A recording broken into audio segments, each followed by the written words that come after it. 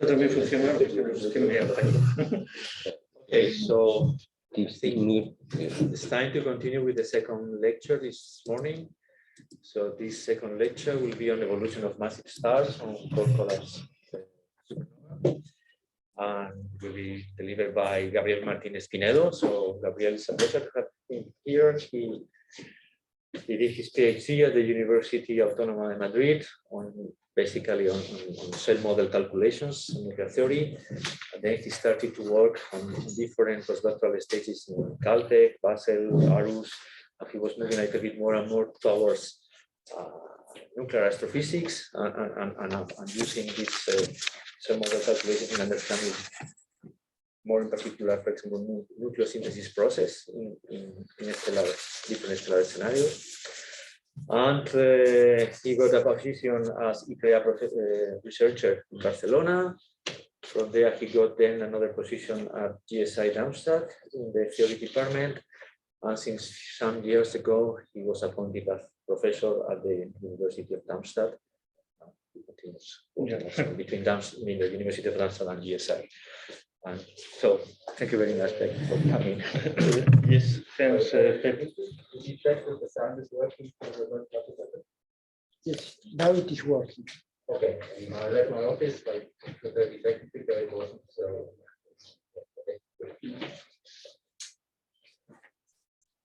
Okay, thanks, Peter, for the nice introduction.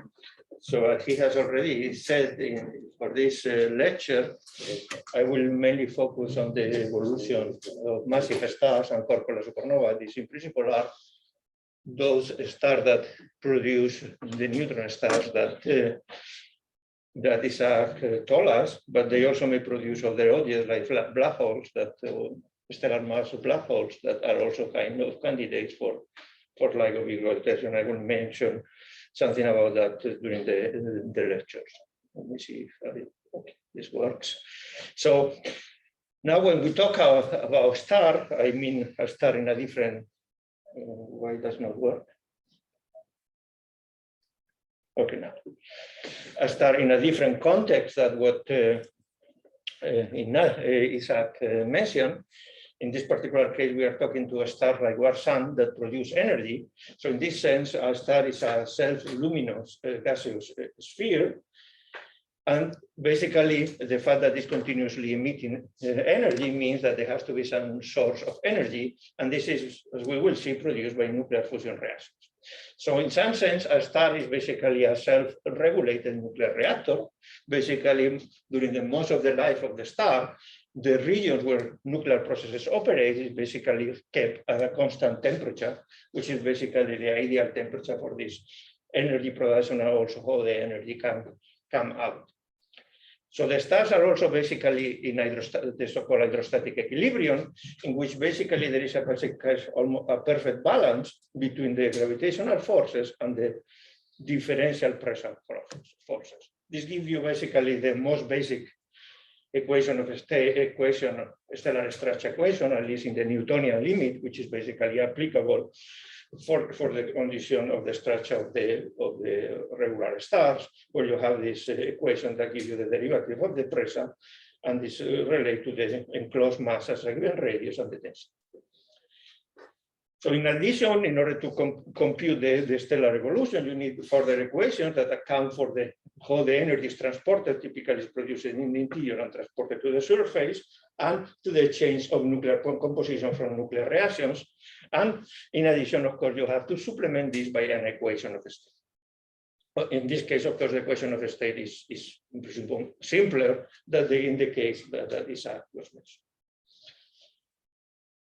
So basically, if you just look on the energy production, simply it's very easy to estimate that the energy may come from this change in masses of the particle. Basically, if you think on hydrogen burning, the next effect, but we will discuss later the relevant reactions, is the conversion of 4 hydrogens into 1 helium, and due to charge conservation, you have also to produce positrons and emit neutrinos. These neutrinos are very important because in the case of the sun, we can directly detect them, and this produces tests that really fusion processes are occurring. I will not enter in this aspect because I want to focus mainly on massive stars, but this provides direct evidence that fusion reactions are really occurring. And I think it's important at the moment we have basically measured all neutrino species, even we have evidence that all the neutrinos produced by the CNO cycle are also being produced in the sun. So basically you put numbers, you find that the sun basically every second is converting 600 million tons of hydrogen in 596 million tons of helium, and the mass difference is what is responsible for the energy production. And typically the energy released by hydrogen burning is of the order of 6.7 MeV per nucleon, and this has to be compared with the solar luminosity, which is basically energy produced by the sun, which is of the order of 10 to the 33 ergs per second. So basically, when we look on stellar evolution, where we are looking is in building heavier and heavier nuclear species, and the gain in the binding energy is related to the energy which is produced in the star. But this plot basically already shows some important features. First, if you think on this point of on the energy gain, basically you already see that once you go to iron group nuclei, you cannot gain more energy. And the other point you see clearly is basically once you convert hydrogen into helium, the remaining energy you can gain is relatively minor. So this already points to the fact that all the other burning processes will have to operate in, if you assume that the same amount of total mass is burned by every process, they have to operate in much shorter time scales in order to provide a similar energy.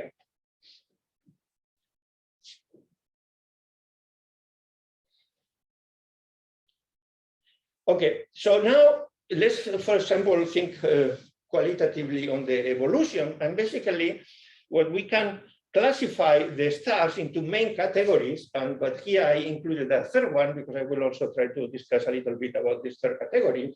We know like low mass stars, like for example our sun, and up to typically around 7 solar masses, those low mass stars basically will end their life after producing a carbon-oxygen core, means that they will have hydrogen burning and helium burning.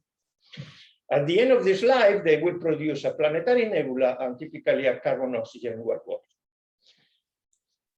These white dwarfs are very important because may be responsible for the production of Taiwanese supernova, but this is a topic I will not cover on this lecture.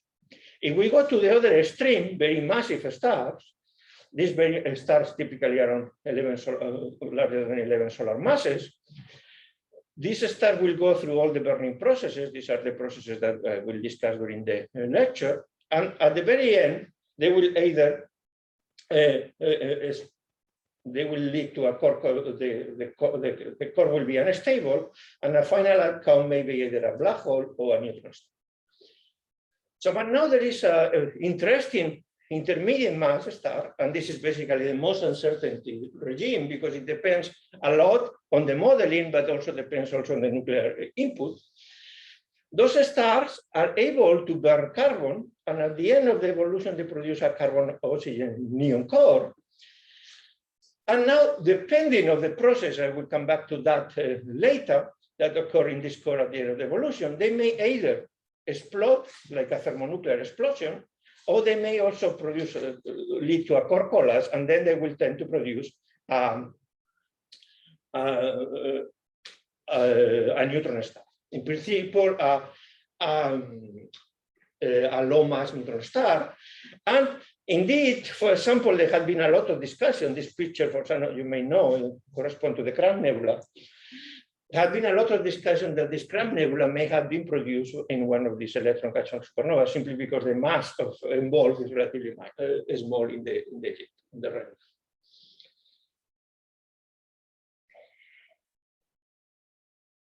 Okay, the first question you already have here is why such distinct outcomes, and this comes from very basic properties of the equation of state of these objects.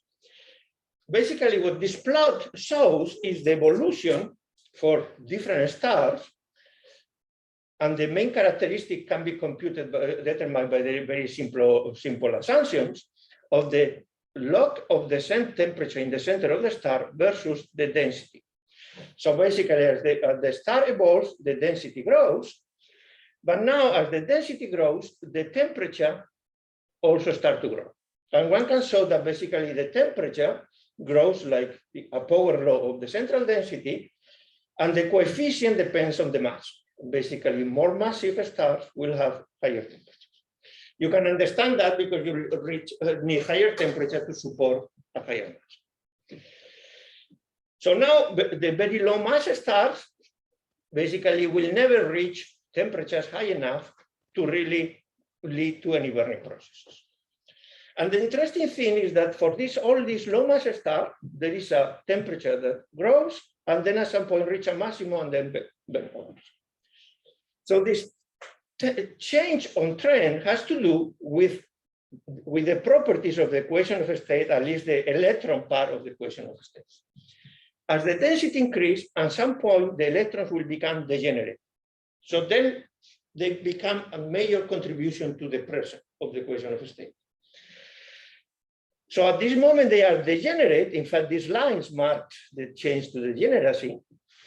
However, they are still non-relativistic. The Fermi momentum is much lower than the electron mass. So for these conditions, it's much more convenient to the star to gain pressure by increasing the density than increasing the temperature. And this is why indeed you reach a maximum temperature. So depending on the mass of the star, this maximum temperature could be large enough to ignite hydrogen. This, for example, line shows the conditions at which hydrogen can be ignited, but not be large enough to ignite, for example, the next burning phase. So this very low mass star will not, for example, ignite helium. Stars on the range of our sun, and that the ones I have discussed before, will ignite hydrogen and will ignite helium, and then they do not have enough energy to produce, to ignite carbon. That will be the next burning process. So what determines this transition from one phase to the other? In fact, the transition has to do with the fact when I start during these increasing phases reach the threshold for the electrons to become relativistic. If the electrons, the Fermi momentum of the electron becomes of the electron of the order of the electron mass, the polytropic index of the equation of state changes. So basically the core at this moment basically have a mass which is of the order of the Chandrasekhar mass, and then the temperature has to keep continuously increasing. It can not decrease, basically to compensate the gravity. In fact, those stars are already, the final fate is decided. Gravity will win. It is only while there are burning processes that can last that the star will be stable. But at some point they have to collapse. And you see also here that in this intermediate region, this is the region where I have said this, small changes in the mass can lead to very different outcomes. So another important aspect, and this is related to the fact that whether you not make black holes or not, is that when you go to very massive stars, and here one has to keep in mind that here is assumed that the star will keep this mass, but we will see that during the evolution of a star loses masses. So a star maybe with 100 solar masses may end their life like something like 20 solar masses. But these stars may reach this region where electron-positron pairs are produced. And these electron pairs, depending on the conditions with these processes occur, lead to an instability in the star that produces a sudden collapse and may lead to the ignition of oxygen. At this moment, the core of the star is rich in oxygen. And this may produce a kind of thermonuclear supernova that disrupt completely the star, happening in very massive stars. These are what is called pair instability supernova that so far we have not seen, but they are expected to occur. And we will see the implications, for example, one of the goals of the LIGO collaboration looking to black holes, this will lead to a gap in the mass hole distribution that in principle can be observed by the LIGO collaboration. Okay, so basically you see how important in this case something like trivial like the electron mass plays on the evolution of the stars, and this really determines the two main categories. So stars also can be classified basically by their temperature and radius. And here, when I talk about temperature, I'm not talking to the central temperature, I'm talking to the surface temperature and the radius. And the surprising thing is that if you make a plot, this is what is called the Hertzsprung-Russell diagram, where you plot the temperature in the surface of the star in this direction versus the luminosity, the stars are not randomly distributed in this plane, but they are really located in different regions. And the most dramatic region is this band you see here, which is called the main sequence. This is basically corresponding to all the stars that are burning currently hydrogen. Stars that are burning helium, the giant stars, are here. And for example, stars that have end their life producing white dwarfs are here. And neutron star will be completely outside this scale. But you also see, for example, here, this simple dependence, if you assume a black body dependence in the emission that the luminosity is proportional to the temperature with this radius, these lines correspond to constant radius. So you also see that as you are moving in this direction, you start to have larger and larger radius.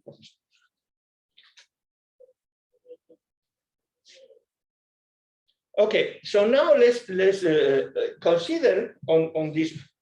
As you see, most of the stars are on this hydrogen burning phase. In fact, this has to be the case statistically when you observe a random sample, because this is the phase that lasts longer. So it's the most likely that you will observe all your stars. So when you look on the hydrogen burning, you may have two different possibilities to burn hydrogen. One is what is called PP chains, which is in fact the main channel for stars like our sun, and the other is the NO side. So for the PP chain, maybe it's better to start discussing the so-called PP1 chain, where let's assume that you have a star that initially contains only hydrogen. So basically, the way you have to burn this hydrogen, to convert this hydrogen into helium, is to start by a weak process in which basically a proton in the neighborhood, another proton decays into a neutron, and this produces a deuterium. Because it's a weak process, the likelihood this happens is very small, and this is also why we are here. If this will have to operate by the strong interaction, we will not be able. So this produces neutrinos, and this we have seen. So this lifetime of this process is of the order of 10 to the 9 years are the typical conditions in the sun. Much shorter time scales, basically this deuterium catches another proton and produces helium-3. At the same time, you can have another channel that produces exactly the same. Once you have two helium-3, these two helium-3 produce an helium-4 and give away another two. So the net effect is that you have used 4 protons and make an helium. So this, for example, will be the only process that can operate if there will be only hydrogen in the star. However, once you have make helium-4, you can have starting to make other possibilities, and then you can go helium-4 to helium-3 to produce beryllium-7. And now, depending on what beryllium-7 makes, you have to branch this PP2 or the PP3. In the first branch, beryllium-7 will have an electron catcher and produce lithium-7, and lithium-7 catches a proton and produce again 2 helium-4. So you use helium-4 and you get 2. So one of the helium-4 is basically like a catalyst. And in the branch 3 starts equally with beryllium-7, but now instead of capturing an electron, you have a proton catcher that produces boron-8, and boron-8 decays into beryllium-8, and beryllium-8 is unstable and finally produces 2 alphas. So these are the main processes occurring in the sun, and this basically correspond, while this in the sun, this is the dominating, this represents 50%, and this represents only a 0.01%. But this is basically very important from observations because most of the neutrinos we have detected are produced by this process. So it's basically the main channel for the neutrino detection. Okay, so now the other possibility, now assume that you start with a star that already contains carbon, nitrogen, or oxygen. This is you can have the so-called CNO B cycle. Being a cycle, it doesn't matter when you start. Basically, you can start by carbon, you capture a proton, you make nitrogen 14, you capture another proton, you make oxygen 15, you have nitrogen, you do a beta decay, you produce nitrogen 15, and then you do a P alpha and you go to carbon 12. And then you can continue, and basically what you do, the net effect is to capture 4 protons and emitting an alpha. You can also do it in this other way, that you capture a proton, beta decay, a proton capture again, you capture another proton, a beta decay, and finally you do a P alpha, and then you emit again an alpha. So in this, basically, the whole scenario, the limiting process, the one who has the slowest rate is basically the nitrogen 14 P gamma, simply because it involves a proton capture with the species we have the largest charge. So basically, a lot of experimental effort has been dedicated to measure very carefully this reaction. So, for example, what is the consequence of this? Oh, I think I lost a figure. Okay, I wanted to show a figure, basically to show the temperature dependence of both the PP chain and the CNO cycle. And basically what one finds is that for a star like our sun, the PP chain wins, but as you move slightly more massive stars, the CNO cycle wins, and in particular is the main process responsible for burning nitrogen as you go to massive stars. In fact, what is the consequence of this from the observational point of view? The first thing, this affects the lifetime of the star. So stars slightly heavier than our sun will burn by the CNO cycle. And also the CNO cycle operates much faster than the PP chain.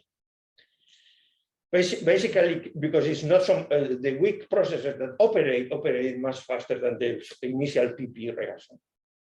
And such stars have much shorter lifetime. And this you can see here in this table, you see the lifetime of the star as a function of the mass.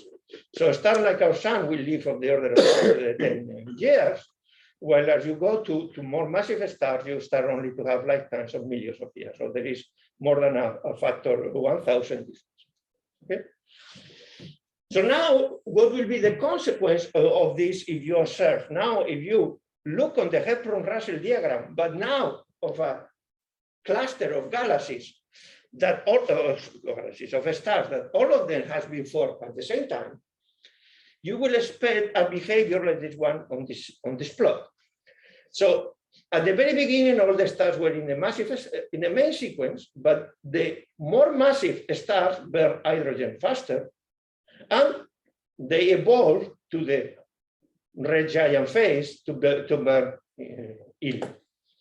The low mass stars burn via the PP chain, and they'll have a much longer burning time, and they are still in the main sequence. So you will have a curve like that, and there is a quantity which is called the turn-off point, and where this is located in this plot, in this luminosity versus temperature plot, depends on the age of the cluster. So this method has been used, for example, to determine age of globular clusters. And in fact, requires a relatively high precision of this nitrogen 14 P gamma rate, and there have been much recent estimates that they show the importance of this rate in estimating. Okay, so now what should happen after that? So now we have the situation that assumes that hydrogen is acid in the stellar core, which is mainly made of helium. In principle, hydrogen still keeps burning in a cell surrounding the core, and this is a general feature of the stellar evolution, that whenever a burning process ends, the previous burning processes keep occurring in cells surrounding the core. But I will focus now on the evolution in the core. So now you may ask yourself, what can the star do? Now, let's assume they have some protons still left. What we can do is helium-4 to capture a proton, but this produces the lithium-5, which have a lifetime of 10⁻22 seconds. So this is, it does not really work. But now that means that basically helium survives in the core till the temperature becomes large enough to overcome the Coulomb barrier of helium-4 to helium-4. So basically you need a much larger energies for these two particles in order to be able to collide. So you need to wait till the temperatures are of the order of 10 to the 8 Kelvin. So, but still, at this moment, we still face a problem with the stability of beryllium-8, which is 10 to minus 16 seconds. But this in the nuclear time scale is a very long lifetime, particularly compared with that. So basically what this means is that it is large enough that basically at the moment, once you have formed beryllium-8, there is enough time to capture another helium-4. And then you produce this 3 alpha reaction where you have 3 helium-4 to produce carbon. In addition, in fact, this was something that Hoyle realized based on the large abundance of carbon oxygen. There is a particular resonance in carbon-12 that even makes this reaction much more likely. This is what is called the Hoyle state. And we will see that in the next slide. So now, once you have produced carbon-12, you still have plenty of alpha particles there. So carbon-12 can still react with another helium-4 to produce oxygen. And this is the famous carbon-12 alpha-gamma reaction. And I say famous because this reaction is very important, is one still known with a relatively large uncertainty. And this is, well, let me just emphasize that these two reactions are the main reactions operating during helium burning. And in particularly, this last one determines basically the ratio between oxygen and carbon, which is left after the burn. And determines basically the whole evolution of the star after that. And this is why it has been a lot of effort trying to determine this reaction. So just to show you the picture of this star, when you have a red giant star, the core, we have helium burning, we have hydrogen burning in the cell, and then we have basically the rest of the stuff. And this is basically a sketch of all the burning process by the triple alpha reactions. And here you see this famous Hoyle state, which is basically in a state which is very nearby both the 3 alpha threshold and the alpha plus beryllium. And moreover, has the right angular momentum, 0 plus, which is the one in its favor if you assume all the time S wave capture. The fact that it has a right energy really makes that this reaction proceed much faster. And in fact, this is what makes the triple alpha reaction much more likely to occur. Of course, this state has to decay either by gamma or by emission of electron-positron emission to the ground state. So just to illustrate the role of this carbon-12 alpha gamma, so this, as I said, determines the carbon-oxygen ratio in the core and all the posterior evolution of the star, and in particular also the nucleosynthesis. So we'll cover different of these aspects. So this slide shows the sensitivity of the nucleosynthesis products. If you take an arbitrary tabulation at that time in 96 of the carbon-12 alpha gamma, and you multiply by a given factor, divide by 2 or multiply by 2, you see a big change, a relatively large change in the production of many of the main products of the supernova, going from elements like calcium-40 to elements like neon-20 and so on. So it really affects substantially. In fact, in this, this was from a publication from Stan Goosley and Alex Hega, they use this to calibrate. They say, okay, the ray has to be here because this is where all crosses. And they use this as an astrophysically constrained ray based on the models. So they also determine the central carbon abundances. In particular, what you see here is for many different models from 10 to 40 solar mass. This is from this review of Goosley and Weaver. And also for stars of different metallicity, solar metallicity, stars of very low metallicity, C-4, and stars of 0 metallicity, which are called population 3 stars. These are supposed to be the very first stars formed after the Big Bang. So you see the evolution on the carbon-oxygen ratio, in particularly how carbon is depleted more and more as you go to more massive stars. This is simply because the burning proceeds at higher temperatures, and higher temperatures favor more oxygen over carbon. The carbon-12 alpha gamma is more efficient. Okay, so just to summarize the situation after helium burning, we have stars of smaller masses than solar masses. This is basically the end of the burning processes for those stars.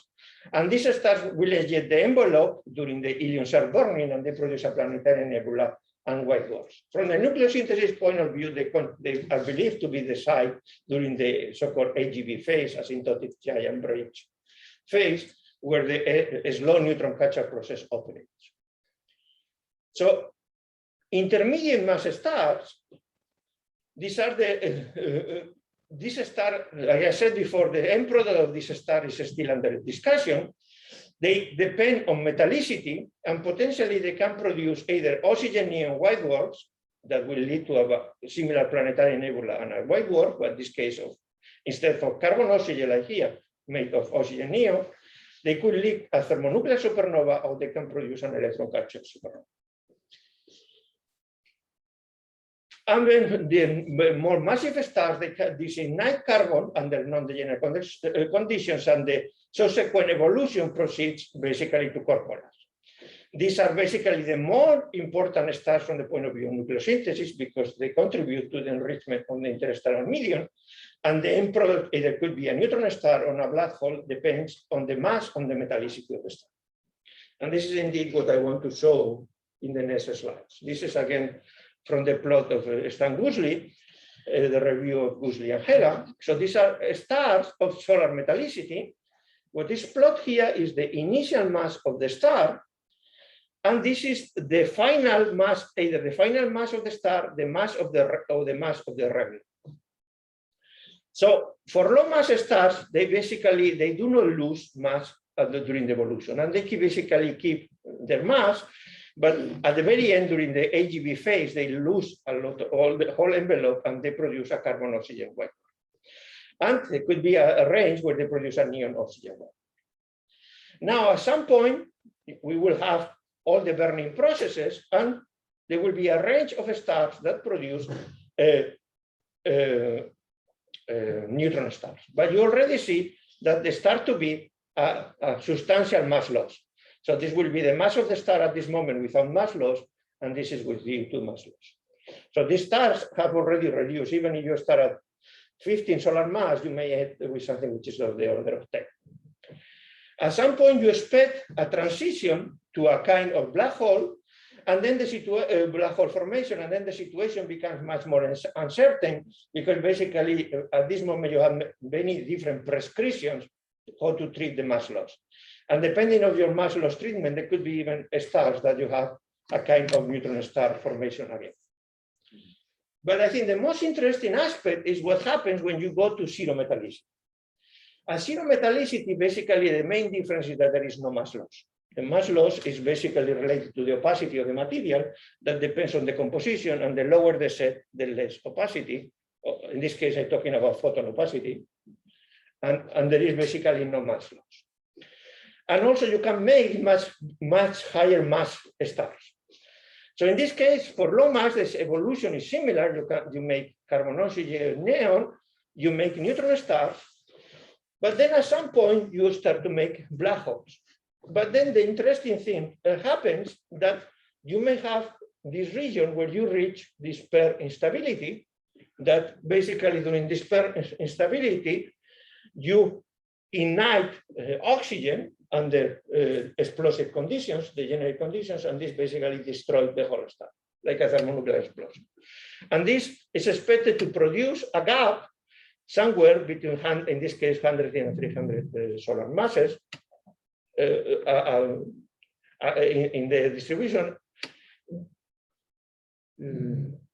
Basically, will be a gap it's better to look here in the mass of the star, in the distribution of black holes. So if all these stars produce black holes and these stars produce black holes, there will be a gap in the black holes which are produced in the mass of the black holes produced by the so-called stellar mass black holes.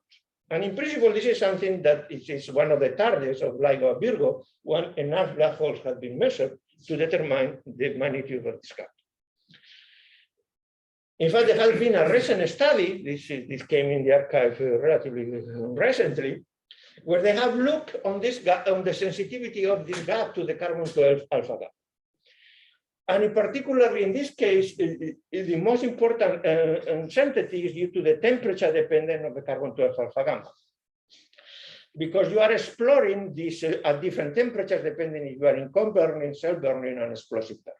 And basically, this is the relative uncertainty of the carbon-12 alpha gamma based in the latest evaluation. Basically, it was the work of De Boer and Michael Vischer, which are authors of this paper.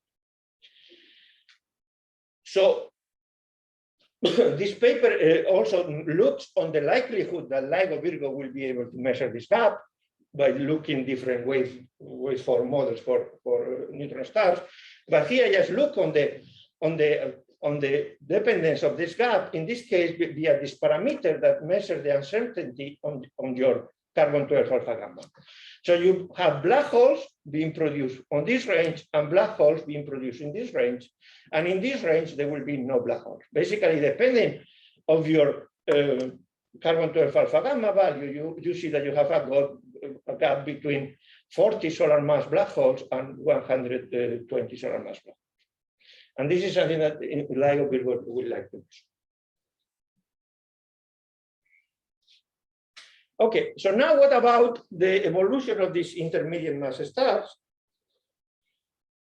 So when we look on these stars, and this is the results of real simulations, stellar models, it shows the evolution of the central temperature versus the central density in a very narrow range of stars between 8 and 12. And you can clearly see that it is all over the place. And that shows the sensitivity. And this is for a fixed nuclear physics input. Still, if you start to change the input, the variation is still much larger. You have the low mass stars are expected to produce oxygen neon white dwarfs. The intermediate mass ones may produce what is called electron catcher supernova. And this electron catcher supernova is a kind of misnomer because it could be either a thermonuclear or a core polar supernova. And the more massive ones are expected to go in the standard core polar supernova. And in order to understand this evolution is very sensitive to small details of the treatment of that. Keep in mind that, for example, here we are dealing with objects. We have very low densities and very low temperatures in this system. So at these densities, basically, the Fermi energy of the electrons are very large. And so basically, after the formation of the oxygen neon core, cell burning, we have burning in the cells, keep adding mass to the core. So this core mass keep increasing the density, and this triggers electron catcher processes on this material which is in the core. And these electron catcher processes are important because they regulate the temperature evolution of the core, the temperature, the cooling and the heating. And at some point, oxygen burning will start. So now, depending on the evolution, there is a critical density, such as if oxygen burning is triggered below this critical density, basically the binding energy of the core is low enough that the nuclear production will be enough to unbind the core. If the density is larger than this critical density, the nuclear energy production is not enough to unbind the core and the core collapses. And basically, the main processes are illustrated in this figure that you have in oxygen neon core are processes involving electron catchers in neon-20 and magnesium-24. And I will focus mainly on the neon-20 processes later. But let me just mention the other important processes, which are these so-called URCA processes. So now let's consider that you have a nucleus with set A that typically is unstable at beta D. So now in the stellar environment, you can have electrons which are degenerate, and the Fermi energy of the electrons typically increases with the density to the 1. So it could be that at some point, the Fermi energy of electrons is enough basically to enforce the opposite process, that this daughter nucleus capture an electron and produce this one. So now it may happen that you have a cycle in which electrons are captured, producing a neutrino, and then this decay happens and produce an antineutrino. During this cycle, the composition is not changing, but you keep producing a neutrino and antineutrino. And this escape, and you keep cooling the system, and you lose energy.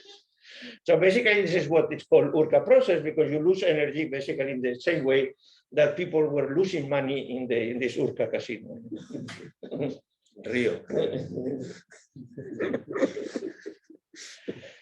Okay, so this is the kind of a sketch, but it is interesting to look that there is also nuclear physics effects. And basically, this Urca process can only operate when you have an odd set nucleus. And this has to do with basic nuclear physics, basically the very different dependence of the mass parabola for odd A system and even A systems. When you have an odd A nucleus, basically what happens is that imagine that you have electron capture and you produce this nucleus. You may say, okay, now I could capture another electron and produce a second electron capture. However, this energy difference is much larger than this energy difference. And consequently, you cannot have the second electron capture. So this has to decay. And in fact, this can only happen once the Fermi energy has grown even further and allow for the second capture. So basically, when the Fermi energy is along this, the densities along, such as the Fermi energy is around this value, you have Urca cooling, and this produces cooling in the state. The situation is different when you have an even set, even A. And the important thing is that these are very abundant and much more abundant. So the even A, basically what happens in this case is that now this energy difference is much larger than the second energy difference. So typically, as soon as the Fermi energy becomes of this order, you have a second electron capture. But the second electron capture, because the energy of the electrons is basically this energy here, typically leads to excited states in the final nucleus that emits photons, and these photons thermalize, and they typically heat the system. So while this one tends to cool the system, this tends to heat the system.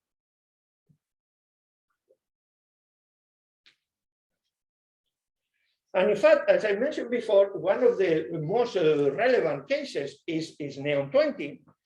Neon 20 is very important because we will see is the final product of carbon burning, so it's very abundant.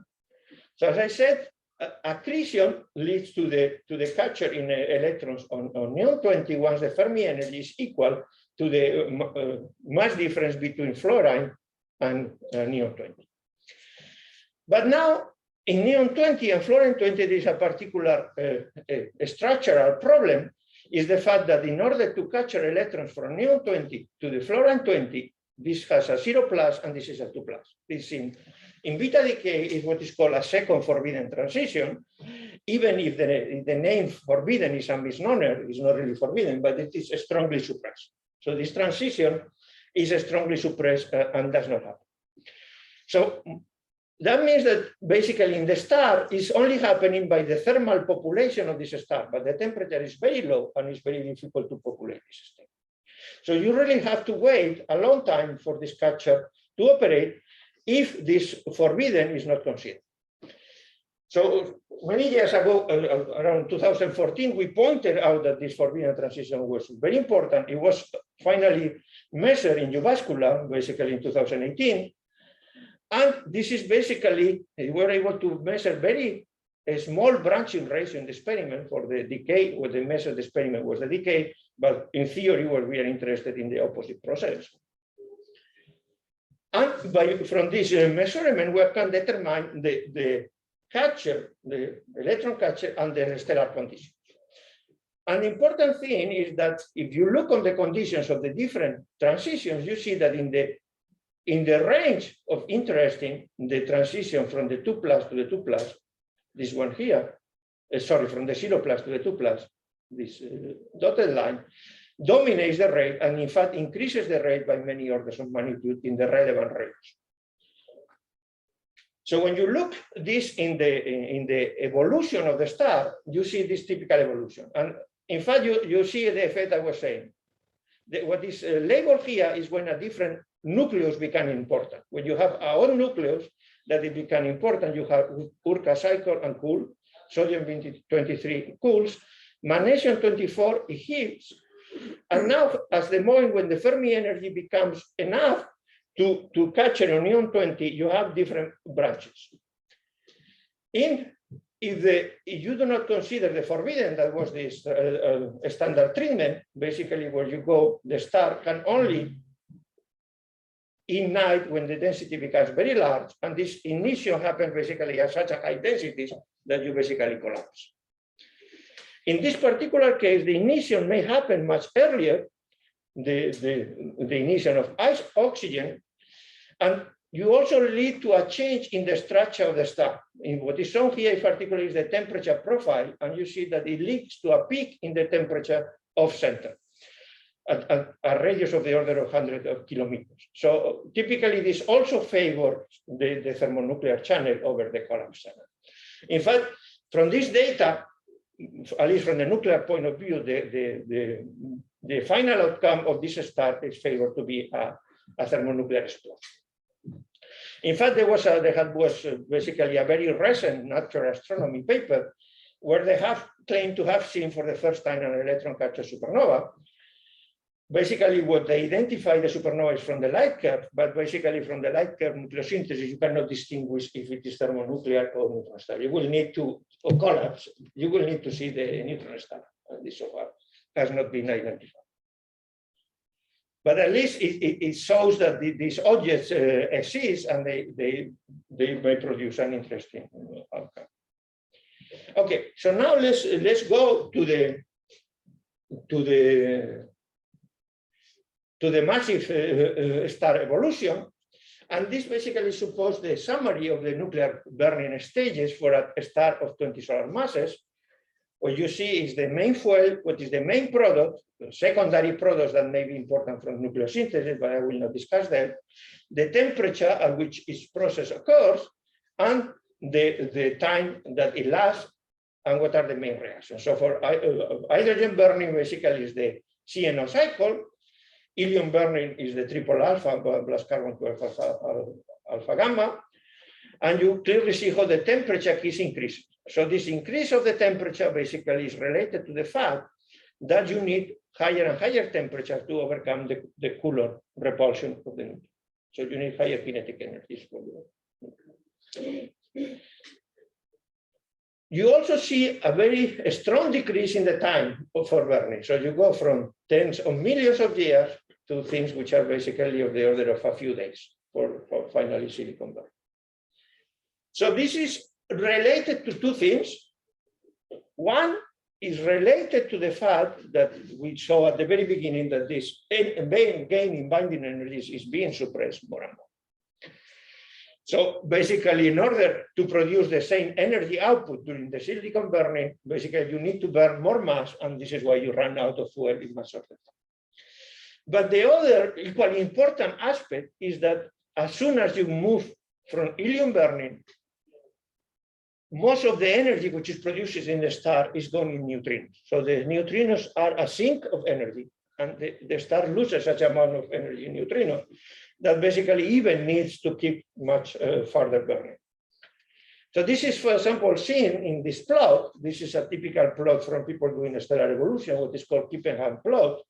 What it shows the whole history of a star in a plot that shows versus time, and this is the enclosed mass at every time. So you see, this is the total mass of the star. So this is for a star, I think, of 22 solar masses. And you see a star with 22 solar masses, but it loses the mass and finally ends around 15 solar masses due to mass loss. So now what you see here is interesting to look on this bluish region. So hydrogen burning occurs in the core. So the bluish regions are regions with more energy production. You have helium burning, you have energy production. But as soon as helium burning happens, basically from most of the star, you see this magenta color, which correspond to energy loss, no gain. So this is energy being lost from the star due two neutrinos being emitted. And in fact, you see, of course, this energy loss cannot be everywhere. You see some regions where blue is that correspond to the regions where burning is happening, and burning happens much more localized due to this energy loss. So you have the carbon burning, cell burning, oxygen burning, and so on. So this shows a similar information. So it shows for a 15 solar mass stars as a function of the core temperature, what is the photon luminosity and the neutrino luminosity. And you clearly see that the neutrino luminosity dominates. And basically what this plot shows is the energy which is produced as a function of temperature from different burning processes. So they have this vertical dependence because they are very strongly dependent in temperature. But at the same time, you have the energy loss due to very different neutrino sources produce energy. So basically, this also fixes the temperature the burning proceeds. The burning is determined by the crossing of this curve. For example, neon burning will happen when the energy gain from nuclear processes is larger than the energy lost by neutrino. So this fixes the temperature with the burning. Okay. And the same for all the others.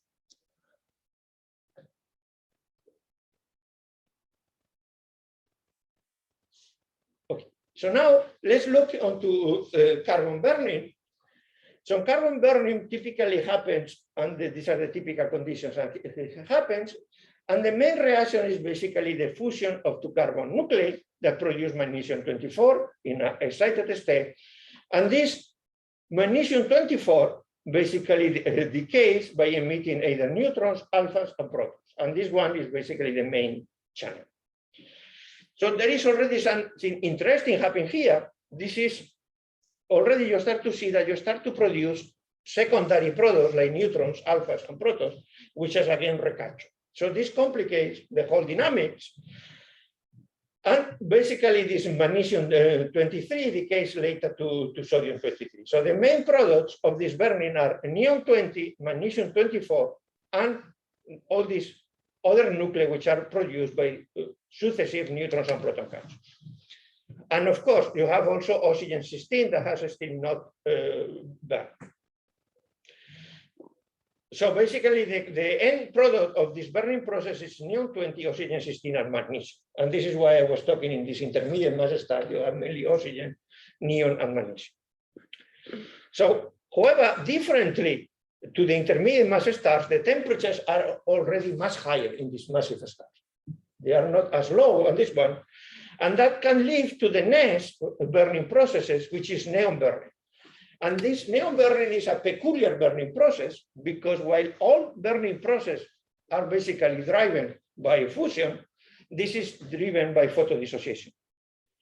And it has to do with the fact that neon-20 is a very peculiar nucleus, such as that the alpha separation energy is relatively low.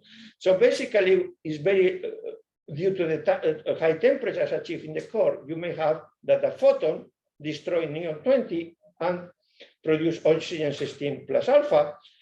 But this, of course, leads very often to a secondary alpha capture producing again neon-20. And you have an equilibrium here being achieved. However, from time to time, the alpha which is produced is capturing neon-20, producing magnesium-25. So the net effect is basically that you do these two neon-20s are used to produce an oxygen-16 and magnesium-24. And this is how neon-20 is used in the core, when the temperature is of the order 1.7 billion Kelvin. So once neon is used, you have what is called oxygen burning. And oxygen burning mainly operates by, again, similar to the carbon-12, by the oxygen-16, to produce sulfur-32. And then again, you decay, and now the decay channels are even more numerous. So you start to produce a broad range of nuclei as the burning proceeds. And of course, these are mainly recaptured. So at this moment, the main products are silicon-28 and sulfur-32. And in fact, this is already the last burning process that operates by these fusion reactions. At this moment, the temperatures are so large that you start to have many high energy photons. and photodissociations start to become very efficient. So then you reach silicon burning, and then silicon burning it does not operate by what you will one believe, that basically you will take two silicons and make a nickel 56. Basically, what you do is in practice, you take a silicon 36 silicon 28 nucleus, and is completely destroyed by photodissociations to liberate alpha particles, and those neutrons, protons, and alpha particles that are liberated are used with another silicon 28 to build nickel 56. So the net effect, you have a very complicated range of reactions that basically what it does is to convert two silicon 28 into nickel 56.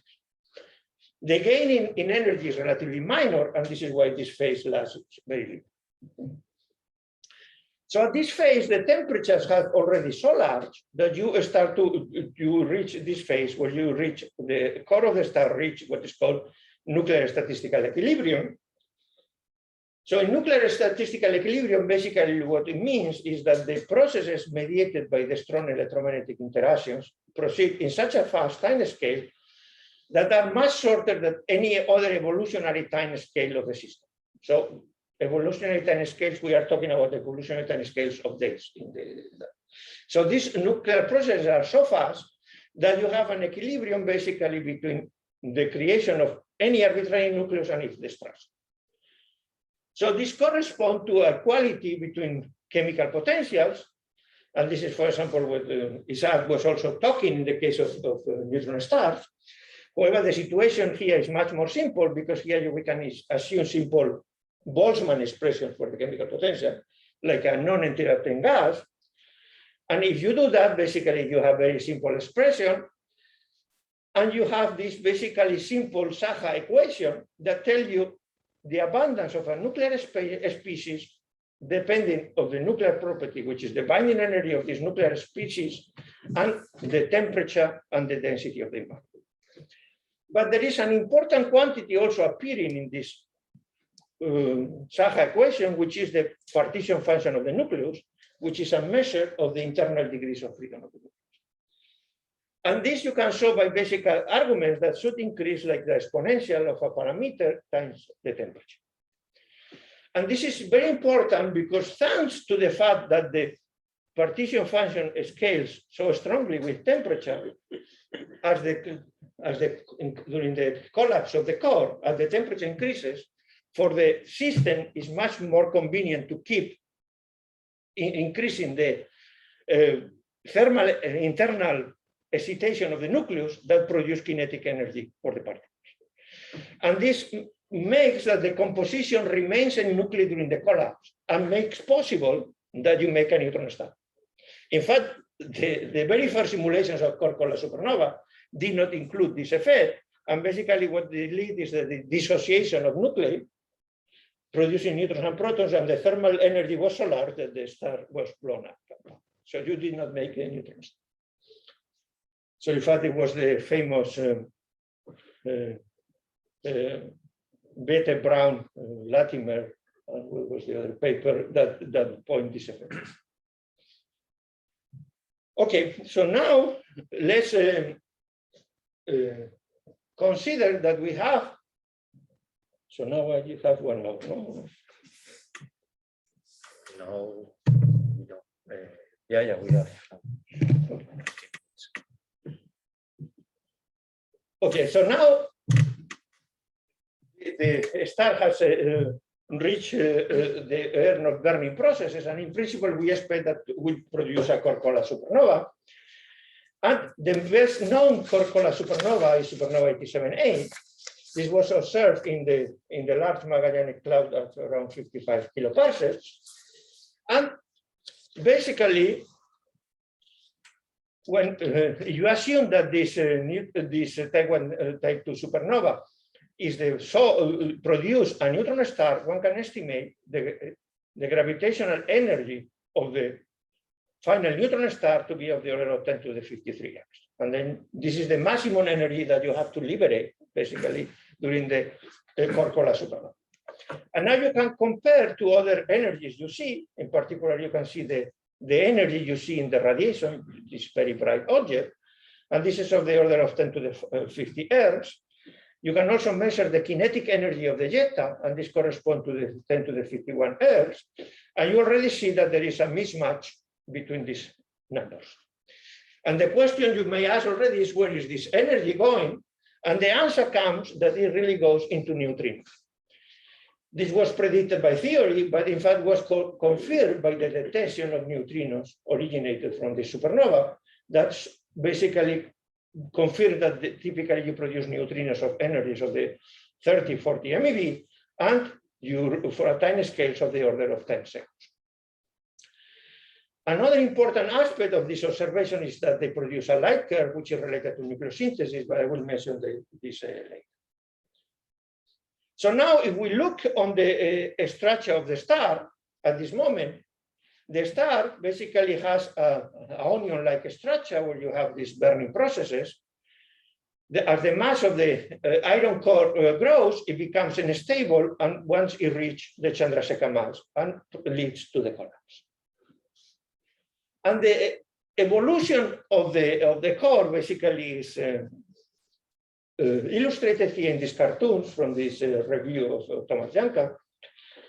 So basically you have a core that has become unstable and start to collapse. During this collapse, we will see that the most relevant processes that are occurring is electron catch-up processes occurring in nuclei. And in principle, this collapse goes all the way till you reach densities above the saturation density. And at this moment, basically mainly to this short range repulsion that Isaac was mentioned, the collapse is stopped and you produce a shockwave. But this shockwave has to travel through the material where it's a continuous accretion falling into the shockwave. What happens as the shockwave goes through, basically it goes into most of the energy of the shockwave goes into dissociating this iron into neutrons and protons. Basically, all the iron that was built over millions or billions of years of the star is dissociated in a few milliseconds. And basically, the shockwave loses most of the energy at this moment. Typically, once it has traveled around hundreds of kilometers. At this moment, the neutron star enters in a very dynamical phase that depends in details first, because you have neutrinos which are continuously being emitted from the core. How these neutrinos transfer the energy to this region where the shock has been stagnated. And it depends also on the structure of the progenitor star, because this could, depending on the structure of the star before the collapse, there could be hydrodynamical instabilities that are streaming. So depending on this magnitude of these hydrodynamical instabilities and also on this neutrino energy deposition, you may lead to a final explosion. So this is at the moment being simulated by 3D simulations. I had a movie, but we are using this. I cannot show you at the moment. Maybe tomorrow we can start with my own laptop. I show you the movie. And finally, this will lead to an explosion that will eject all the products of the previous burning processes. It will also lead to what is called explosive nucleosynthesis that tend to produce elements like iron. And there could also be a long-term phase where you have this protoneutron star, initially very hot, that is pulling by emitting neutrinos, and they may lead also to interesting nucleosynthesis. So if you look on the composition during this evolution, in particularly during this phase, the main parameter determining the evolution is electron catchers, because electron catchers determine what is the number of electrons in the core, and determine also where this shockwave is launched, which you can see this as a kind of the pre-supernova progenitor, basically determine the initial mass of the pre-supernova, of the neutron star. So to have a good handle of these electron catcher processes is important to determine what will be the initial mass of the neutron star. Of course, during this phase, there will be accretion, which induces also further additional mass into the neutron star. So basically, you see the composition. This is computed under this assumption of nuclear statistical equilibrium. And basically, you see that initially the composition is mainly iron group nuclei. And as you move to heavier regions, you move to a heavier and more neutron-rich nuclei, particularly nuclei around n equal 50. And in fact, in recent times, there have been a lot of work dedicated to determine electron catches around n equal 50 because they become important during the later phases of the collapse. Okay, so this basically summarizes what I already said, that you have electron catcher nuclei operating. And basically, I want to show you some different phases here. So we have a phase that is called presupernova. Basically, during this phase, we have electron catchers operating. You have electron catcher operating in nuclei. You may have also beta decay processes. And these produce neutrinos, but the density is still low enough that basically these neutrinos escape. So electron catcher is important because it regulates the amount of electrons, but also because produce neutrinos, these neutrinos escape and carry away energy and keep the core cool. So this also helps to reduce the entropy and form neutron stars. So as the Y decreases, the Chandrasekhar mass decreases and the core becomes more and more unstable. Basically, electron catcher accelerates the collapse. So I think I will skip this because I don't have, or maybe let me show you because it's the only nuclear content I have. So when we talk about electron catchers in the star, one has to differentiate from electron catcher in the laboratory. So when we talk about electron catcher in the laboratory, we call our capture of electrons from the atomic orbits, and this typically involves a spontaneous process in which a nucleus decays to lower states in the dotted nucleus, states at lower energy in the dotted nucleus. When we go into the star, basically the nucleus is fully, the atom is fully ionized, and then we have a continuous electron distribution, which is a Fermi gas. So electrons have enough energies to induce transitions to states which are at higher energy in the dotted nucleus. In particular, it may trigger transitions to this so-called Gamow-Teller resonance in the dotted nucleus that sits at typically excitation energies of 3-4 MeV in this neutron region. Furthermore, you need also to consider excited states because you have a finite temperature, you can populate excited states, and for all these states, you also need to model the electron catcher processes. In fact, most of the challenge goes into the fact that you have to make calculations for many nuclei and at finite temperature, including contributions of as many excited states as possible, or use a model, theoretical model that can naturally account from the dependence of this so-called Gamow-Teller strength distribution on the temperature.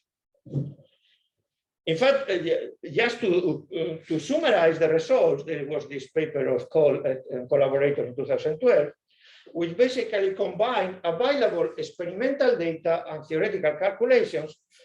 So there were many experiments done for many nuclei in the iron group nuclei, where they basically tried to measure this so-called Gamow-Teller distribution. They measured the probability of having transitions at different states. And using this experimental data, one can determine the electron catcher process. And at the same time, there were many theoretical calculations. In fact, these KB3 were calculations that we did ourselves. And basically, this was used to benchmark the theoretical calculations. And the outcome of this experiment versus theory comparison was that basically for the nuclei where there was data, the theoretical calculations were reproduced in the rays without a factor 2. And this was considered a good agreement for this case.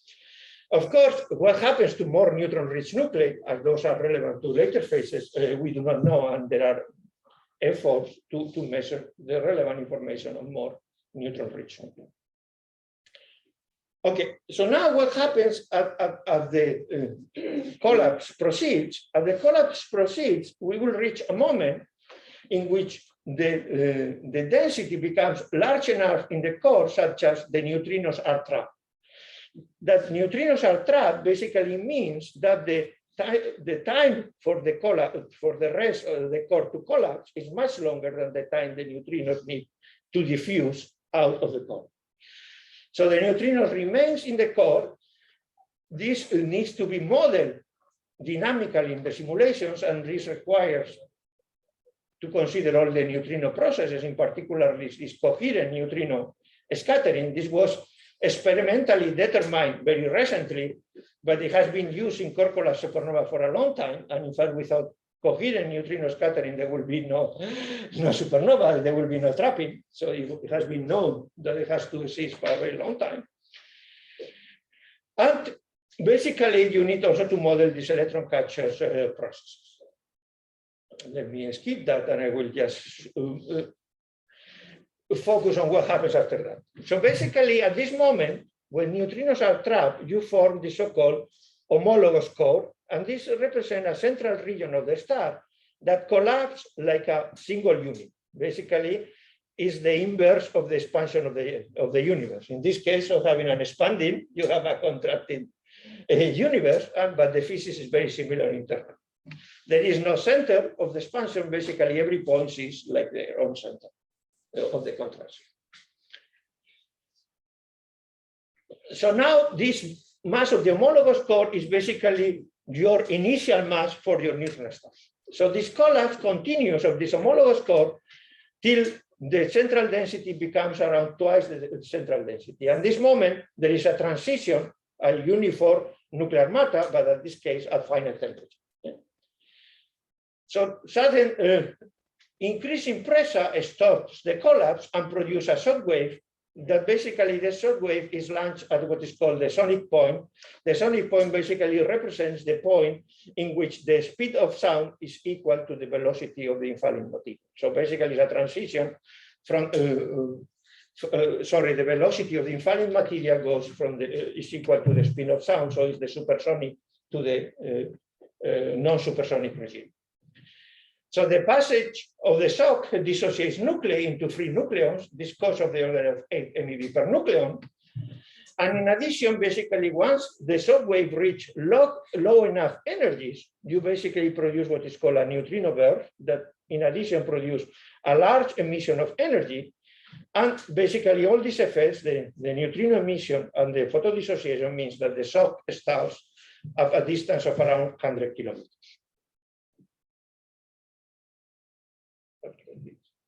What I show you here, for example, is some movie based in spherically symmetric simulations. These are very old simulations, but they are good to illustrate this problem of the collapse of the shock stagnation. So it shows the YE profile.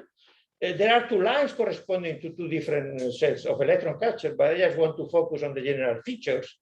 This shows the entropy per baryon. You need to have very low entropy to produce a neutron star, and the density. And this shows the velocity profile. So material is falling initially with the contraction, and then you have a peak in the velocity, and then you go to the free fall limit as you go to larger radius. So this corresponds to around -1 milliseconds before core bounce, -0.5. So you start to see a flattening in the YE profile, and you also will see also a flattening in this velocity. So now the central region reach saturation density. So a shock is launched, and this shows, you see this jump in the entropy signal the position of the shock, and you see also, you will see now a positive velocity. So you see the positive velocity as the shock moves outward. And however, very soon, around 5 milliseconds, the shock, there is no more positive velocity anymore, and it stagnates.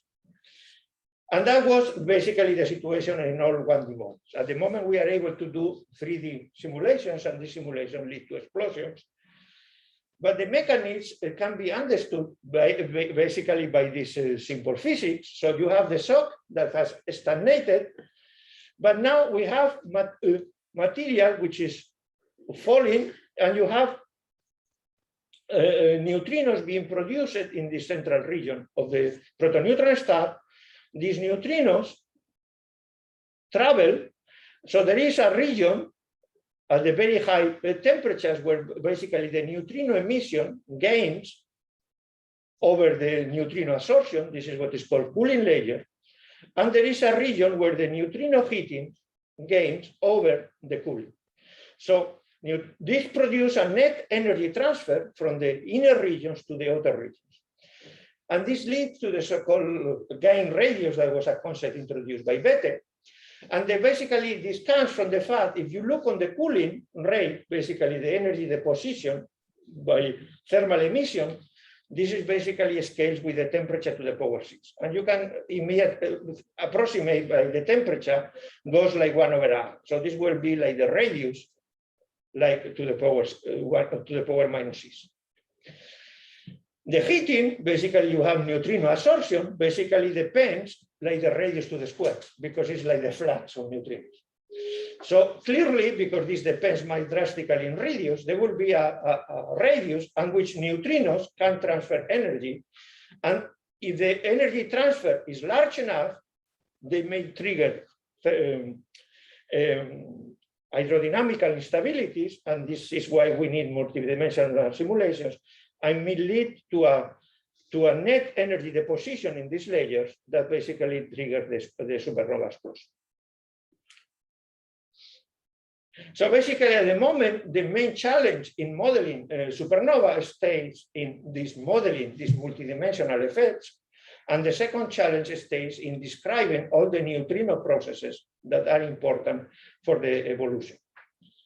From the microscopic point of view, basically this table summarizes all the neutrino processes. These are neutrino process, weak process, operating into protons and neutrons. These are in principle not free protons and neutrons, are neutrons in this nuclear medium. So nuclear correlations are very important, and how to model these correlations in a finite temperature environment is not trivial. But you have like charged current processes that you change a proton into a neutron. You have scattering processes that you have electron going to a neutrino. You have neutron current processes where you have neutrinos scattering. So the main difference between those and those is that these processes are only operating for electron type neutrinos, while those processes are operating for all neutrino flavors.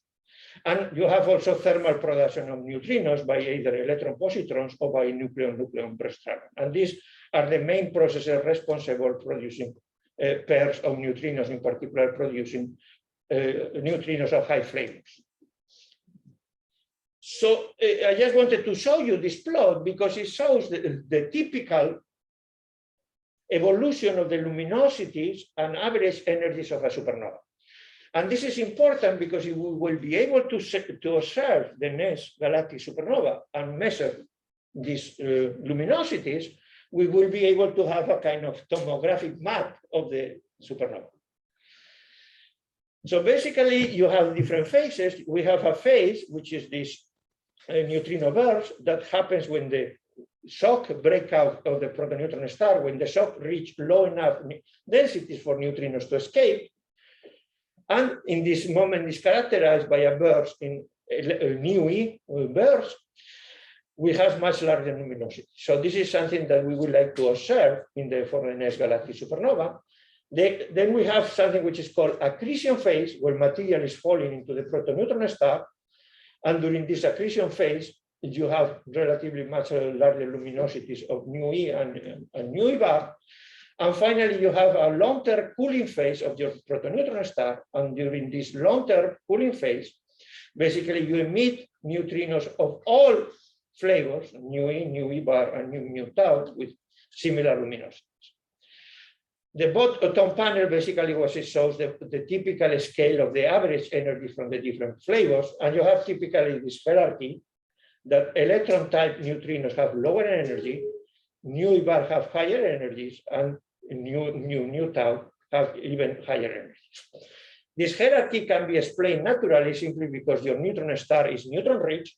So for the nu E interacts with the neutrons mainly, so they really are kept in thermal equilibrium until more outer layers of the protoneutron star with lower temperatures, while the new bar interact mainly with protons, and there are relatively few protons into the neutron star, and the others basically only interact by the neutron core.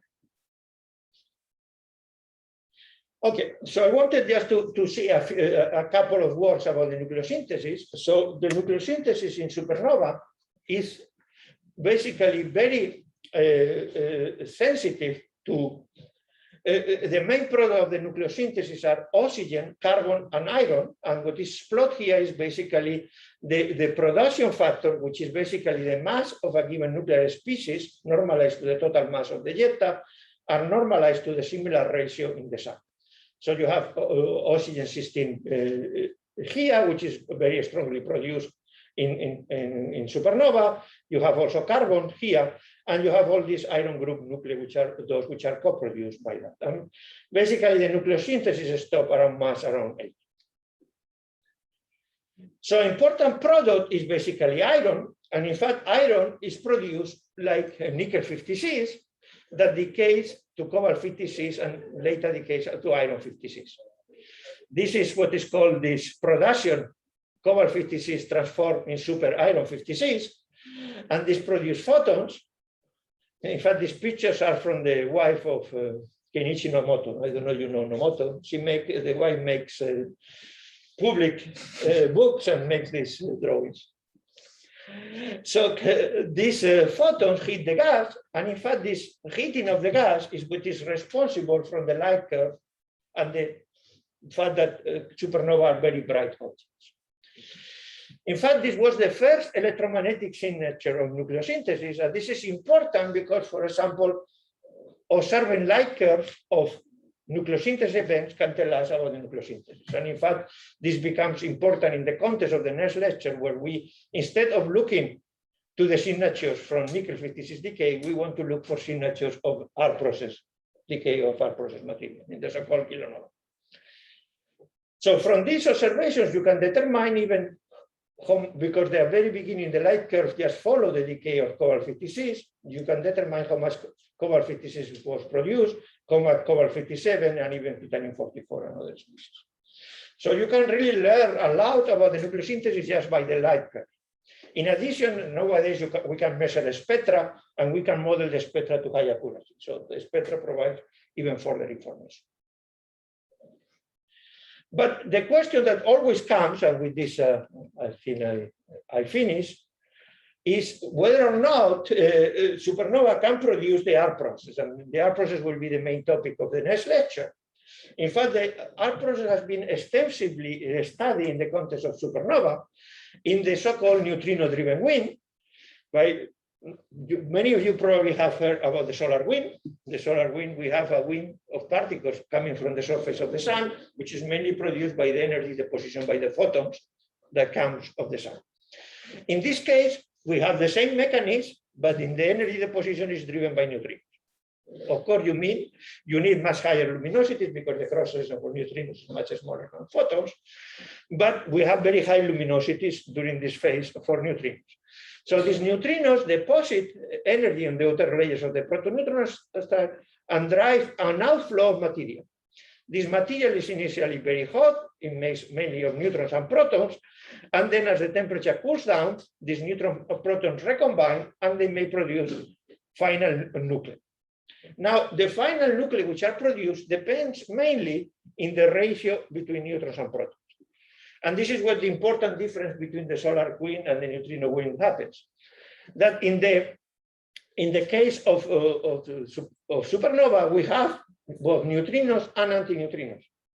So they can change the composition. It's not like in the sun that the composition remains constant. And in fact, the composition is determined by the energy balance between the difference in energies between these two neutrino spectra. And in fact, the situation is such that all modern simulations show very little energy difference between the nu E and the nu E bar. In fact, the energy difference is so small. In fact, this has to be compared with the energy scale, which is the neutron to proton mass difference. The energy difference is so small that even if your neutron star is neutron-rich, the material, when it goes far away, is proton-rich. It contains more protons in most of the cases than neutrons. So you have a neutron star that is producing a proton-rich outflow. And this leads basically to a nucleosynthesis, which is basically only enriched in medium mass nuclei, and if something may occur is what is called the NUPI process, but not the R process. So basically, both from these simulations, but from theoretical arguments, but also from chemical evolution arguments, one concludes that there is no R process occurring in typical core-cola supernova. By typical, I mean core-cola supernova that explode by the neutrino-driven mechanism. There could be other peculiar supernova, the so-called magneto-rotational supernova, that I have not discussed. So I just wanted to finish. I don't know what I have. Oh, in fact, I have here that this is inverted. I don't know why.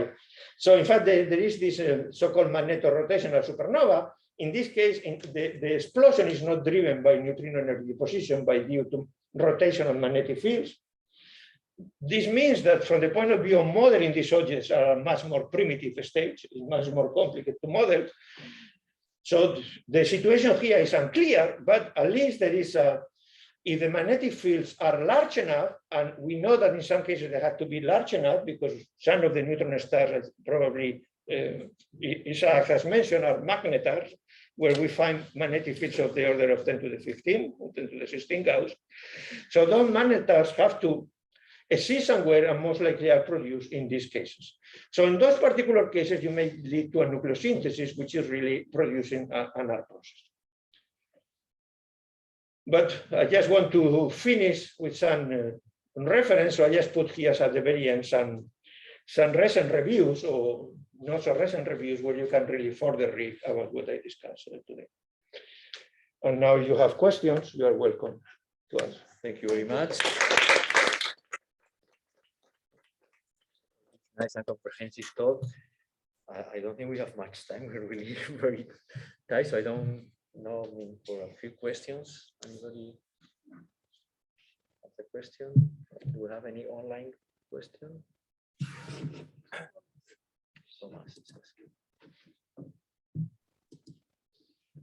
Okay, thanks. Nice overview. So I just wanted to point out that from the point of view of what we call the mass gap, and which could be investigated by gravitational wave observations. Well, there's two mass gaps. There's a lower mass, so the lower mass gap is let's say below the lowest mass black hole, and it's not clear if that really, if the gap really exists. But this is like, what is the highest mass neutron star? What is the lowest mass black hole? Is the gap between them? And then I think you also mentioned some work on the upper mass gap, which is a long way away from affecting neutron stars. But I guess both of them could have very important connections with core collapse supernova. It's just with very different parameters. Yes, you are fully right. Yes.